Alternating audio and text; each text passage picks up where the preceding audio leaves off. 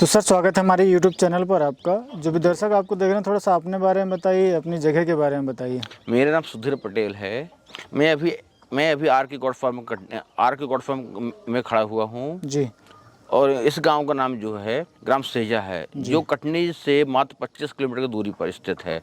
आज आपको मैं अपने फार्म के सेट के बारे में बात करने जा रहा हूँ। और एक बहुत विशेष टॉपिक होता है, खास करके अगर हम बात करें कि भाई बकरियों की जितनी अच्छी हम केयर कर पाएं, जितनी अच्छी व्यवस्था हम अपने लिए रखते हैं, अगर हम उतनी बकरियों के लिए रखेंगे तो बकरियां हेल्दी रहेंगी, स्वस्थ रहेंगी, बीमार कम होंगी और मैंने बीमारियों पूरी तरीके से खत्म हो जाएगा। जी। तो आज हम बात कर रहे हैं अपने सेट की बनावट के बारे में। जी जी। तो बात की जाए सेट की बनावट जो होती है, अक्सर जो हम पूरा से पश्चिम दिशा में लंबाई करते हैं सेट की। पूरा से पश्चिम दिशा में इस सेट की लंबाई होगी। और चौड़ाई की बात करें तो चौड़ाई की मैक्सिमम अपन 25 से 30 फीट कर सकते हैं, इससे चौड़ाई नहीं कर सकते हैं जी। और आज हम विशेष टॉपिक के बारे में बात करें, एलिवेटेड सेट। आप लोगों ने बहुत सारे टॉपिक सुने होंगे, एलिवेटेड सेट किसको बोलते हैं और कैसे बनाए जाते हैं। चलिए तो अपन वो देखेंगे। तो अपन आगे वीडियो बताते चलते हैं एलिवेटेड सेट क्या होता है और क्या फायदे होते हैं, इसके बारे में पूरी चर्चा करते जाते हैं। तरफ अगर अपन चलते हैं, आते जाइए। तो ये कितना ऊंचा है भाई? अगर हम बात करें तो अगर बात की जाए, जमीन से लगभग 3 फीट ऊंचाई पे है। 3 फीट ऊंचाई पे है। और नीचे पक्का फर्श बना हुआ, ऊपर पूरा बोला जाए अंदर जाके पूरा पार्टीशन बना हुआ है। और पूरों में रैंप बना हुआ है ना, रैंप बना हुआ है पूरे ये हो गया है। आगे की तरफ भी अगर आप देखेंगे तो अलग अलग जगह पर रैंप जो है वो बने हुए हैं। हम जो है अगर बात की जाए इस बाड़े की, इस साइड की लंबाई 140 फीट है और चौड़ाई लगभग 24 फीट है। 24 फीट। और अगर इस साइड की बात की जाए कैपेसिटी की, तो इस साइड की कैपेसिटी बोले 300 बकरियों की है। 300 बकरियों की कैपेसिटी। तो अपन यहाँ से चढ़ के चलते जाते बताते जाते हैं। चलिए आइए। तो ये अपन ऊपर आ गए हैं ना। तो ऊपर आ गए हैं तो आप ये देख सकते हैं कि भाई ने पहले ही बता दिया कि 3 फीट करीबन ऊंचा है। बिल्कुल 3 फीट ऊंचा है। और आपने जो लंबाई बताई थी भाई, आप देख सकते हैं 240 फीट लंबाई है। 140 फीट।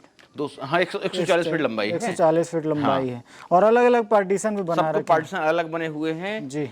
सबको पार्टीशन अलग अलग बने हुए हैं। और आप नीचे फर्श में देख सकते हैं, ये पट्टियाँ लगी हुई पूरी नीचे एकदम पट्टियाँ लगी हुई है। इसमें ये फायदा ये होता है, बकरियों में नमी बिल्कुल किसी प्रकार की नहीं रहती है और साफ सफाई में भी ज्यादा दिक्कत नहीं होती है। और इसके अलावा इसमें बदबू, कहीं भी कोई बदबू किसी प्रकार की नहीं है। इस सेट की ऊंचाई जो है, आप एक बार नीचे बकरियों से देख सकते हैं, बकरियों को हाइट से देख सकते हैं, अंदाजा लगा सकते हैं। बाहर आप देखें तो ये बकरियां खड़ी हुई हैं। बिल्कुल जी, बहुत बढ़िया।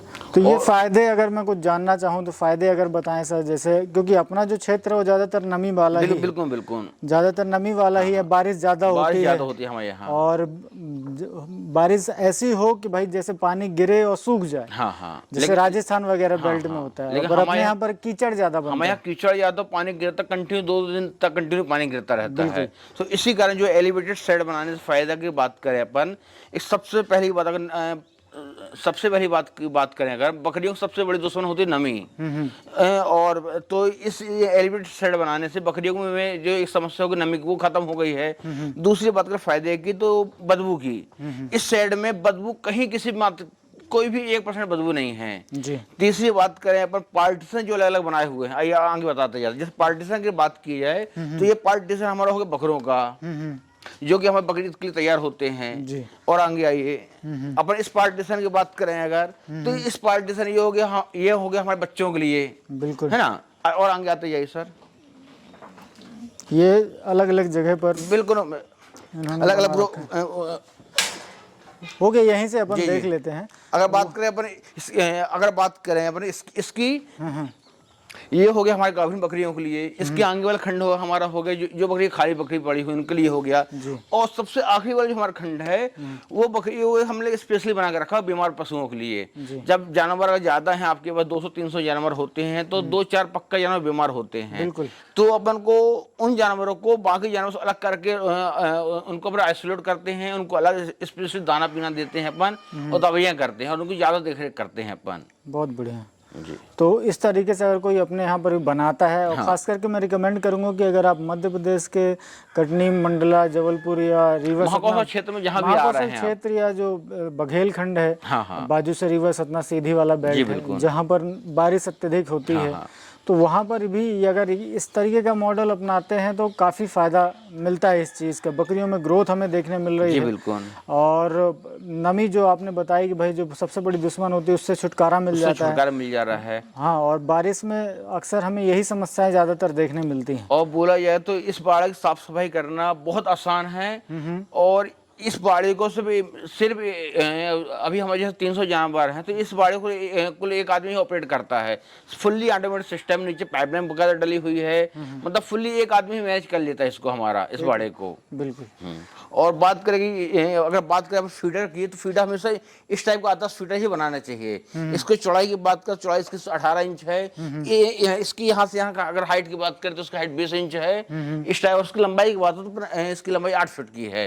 इस बाड़े से फायदा ये होते हैं कि बकरी इसके ऊपर चढ़ नहीं पाती है, जिससे हमारा जो चारा भूसा बच जाता है वो खराब नहीं होता। बाकी जो फीडर बनते हैं उनमें जानवर चढ़ के लेड़ी कर देते हैं, तो वो हमारा वो हमारा भूसा फेंका जाता है। तो इससे फायदा ये है कि बकरियां भूसा एक भी नुकसान नहीं करती हैं। बहुत बढ़िया।